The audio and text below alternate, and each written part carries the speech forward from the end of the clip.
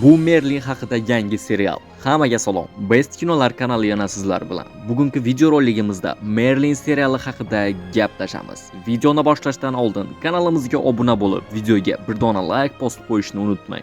Yaxshilab o'rnashib oling. Men videoni boshladim.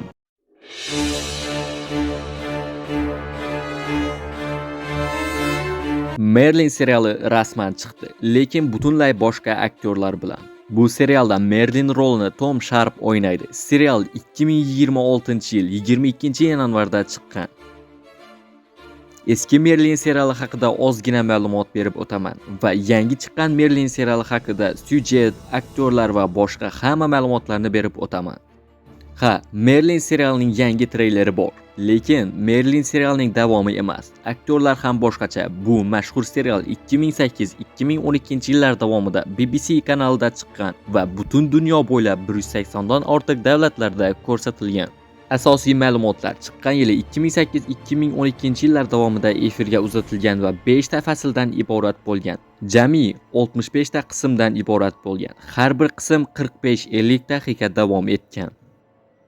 Asosiy aktyorlar Colin Morgan, Bradley James, Katie McGrath, Angel Colby, Anthony Head va Richard Wilson.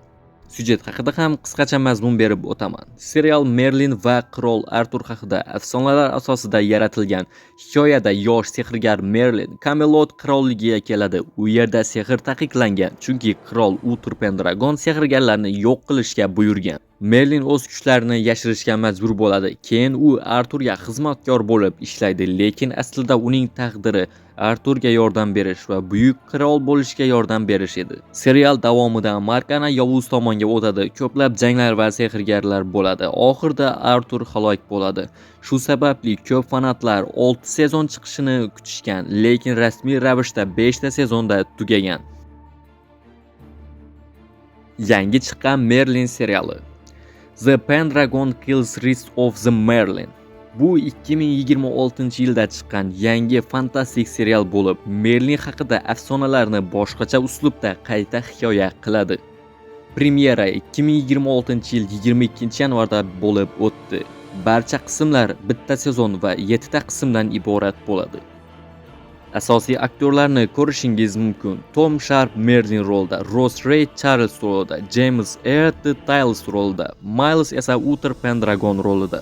Syujet haqida ham ozgina qisqacha ma'lumot berib o'taman. Bu serial Artur tug'ilishidan oldingi davrni ko'rsatadi. Hikoyada Merlin aslida Antel malikasi Charles va Braidning o'g'li bo'ladi. U yoshligida juda qiyin hayot kechiradi. Britaniya hududida urushlar, bosqinlar boshlanadi. Merlin kelajakda qirolliklarni birlashtirish taqdiriga ega bo'ladi. Bu serial eski Merlin serialining davomi emas, balki boshqacha hikoya va boshqa aktyorlar bilan yangi talqin hisoblanadi. Siz nima deb o'ylaysiz? Bu serial ko'rishga arziydimi? Hatto o'zim ham bu serialni ko'rganim yo'q. Do'stlar, bugungi videomiz shulardan iborat edi. O'z fikrlaringizni va izohlaringizni kommentariyada yozib qoldirishni unutmang. Keyingi videomiz nima haqida bo'lishini ham kommentariyada yozib qoldiring. Keyingi videolarda ko'rishguncha